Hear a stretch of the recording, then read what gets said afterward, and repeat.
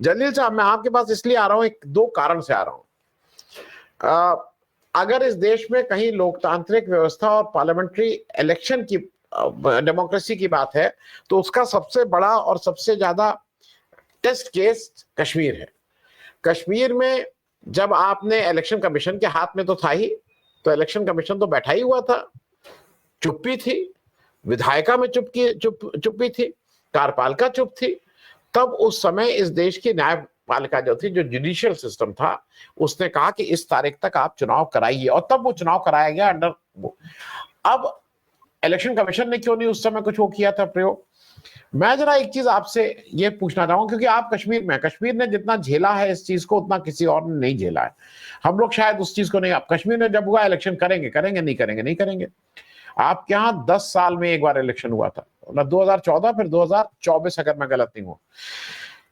ये वो कार्यपालिका ऐसे करेगी, विधायिका ये करेगी, न्यायपालिका ये करेगी, बेसिक स्ट्रक्चर।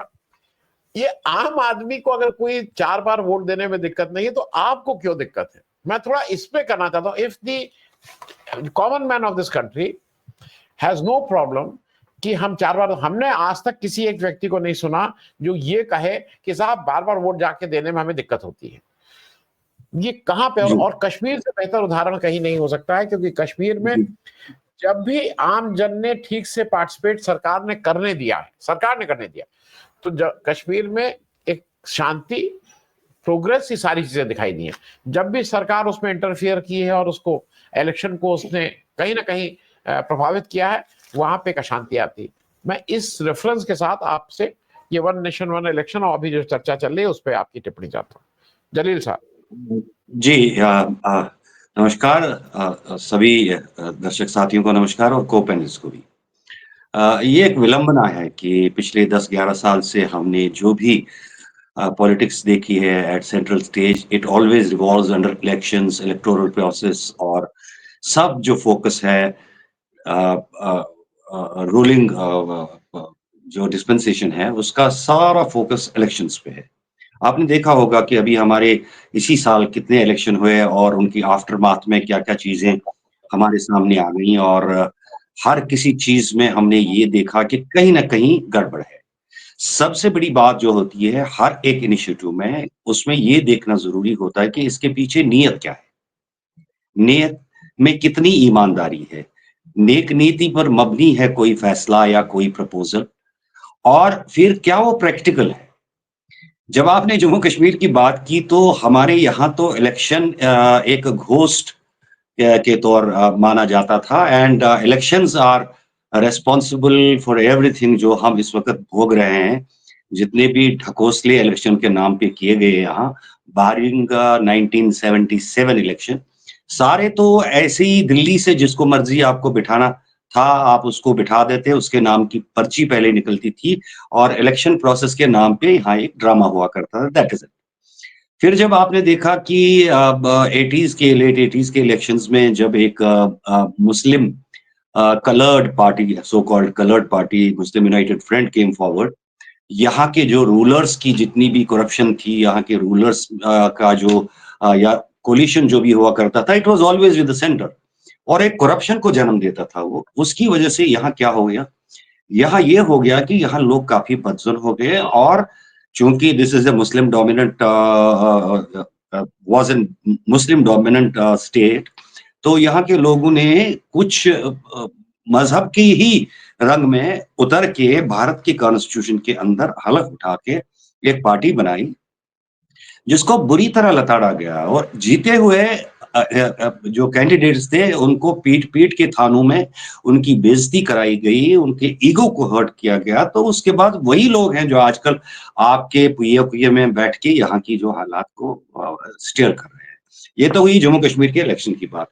दूसरा, जहाँ हम सेंटर में देखते हैं तो वहाँ इलेक्शन 5 साल के लिए हुआ करता था। Government is being elected for 5 years, जबकि जम्मू कश्मीर में यहाँ के कॉन्स्टिट्यूशन के हिसाब से 6 साल के लिए हुआ करती थी लेजिस्लेटिव असेंबली। ये तो हुई जम्मू कश्मीर के बैकड्रॉप में, जहाँ तक इलेक्शंस की आपने बात की है, इलेक्टोरल प्रोसेस की आपने बात की।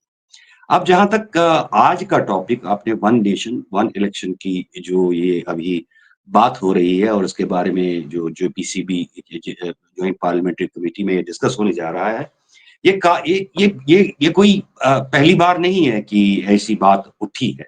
अगर हम इलेक्शंस की इंडियन इलेक्शंस की हिस्ट्री में जाएं तो first election was held in 1953 और उसके बाद ये 1967 तक ये सिलसिला चला जब तक ना यहाँ कोई भी चेंज नहीं आई इसमें। और फिर जब स्टेट लेवल पे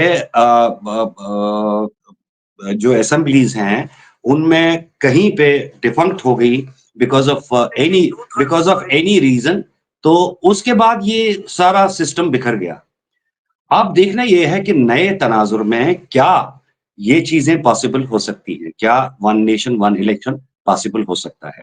चलें, हमने इसमें इसमें जो सिफारिशी है जिसमें जो बताया गया कि 3 फेजेस में होगा। पहले फेज में तो पार्लियामेंट्री और लेजिस्लेटिव असेंबलीज के साथ इलेक्शन साथ में होंगे और उसके 100 दिन के अंदर अंदर जो लोकल बॉडीज के इलेक्शन होंगे उसके भी वो 100 दिन के अंदर अंदर होने चाहिए। तो ये फिर कहाँ का वन नेशन वन इलेक्शन हुआ। और दूसरी बात जो इसमें देखने लायक है वो ये है कि जब आप पार्लियामेंट्री और स्टेट इलेक्शंस कराएंगे तो पॉलिटिकल पार्टीज का जो रीजनल पॉलिटिकल पार्टीज का how would they compete with the national parties, जो उनका इलेक्टोरल खर्चा वगैरह एक्सपेंडिचर है जो उन्होंने बात उठाई है। और इसमें ये भी देखना है कि इस प्रपोजल को अगर पार्लियामेंट के सामने लाया जाता है एक बिल की सूरत में तो अमेंडमेंट्स कितनी करनी पड़ेगी। जो हमारे लॉज हैं, बेसिक लॉज, उनमें 18 लॉज की अमेंडमेंट करनी पड़ेगी और जो कॉन्स्टिट्यूशनल अमेंडमेंट्स होंगी वो 15 के करीब होंगी। तो ये चीजें भी देखनी है कि क्या ये पॉसिबल है। If we are bracing for changing the electoral process, will it fall down in parliament और विल इट गो अहेड। तो एक ऐसी एक एक्टिविटी है जिसके पॉसिबिलिटीज और जिसके कामयाब होने पर ही सवालिया निशान मुरतब हो रहे हैं। और उसके बाद you have to gave this decision ratified by the states also. कम से कम वहां भी देखना है कि कितने स्टेट आपके पास हैं, कितनी पार्टीज आपके पास हैं। आपके पास जो आपकी फेवर में पार्टीज थी, वो जो मेरे पास पिछला कुछ स्टैटिस्टिक्स है उनमें 32 पार्टियां बताई जाती हैं और कांग्रेस के पास 15 के करीब हैं। हाँ, 47 ने इस बारे में राय दी थी 47 पार्टीज में। उसमें 32 और फॉर यस एंड 15 और फॉर नो।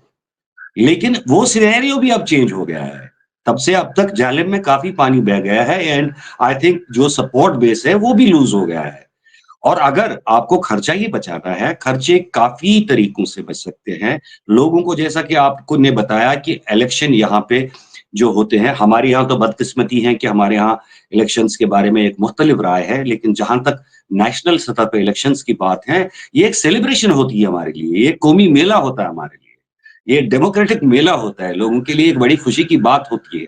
आप देखेंगे कि कितने गर्म इलाकों में, कितने टेम्परेचर में वो लोग दिन की कितनी तपती धूप में या सर्दियों में किस तरह लाइनों में खड़े रह के अपने वोट का इस्तेमाल करते हैं। तो मेरा कहने का मतलब है people have no problem with it and if you think that you can save the expenditure, there are so many ways to save the expenditure. First, put curbs on your frequent, foreign tours, that can save a lot of money। Ji.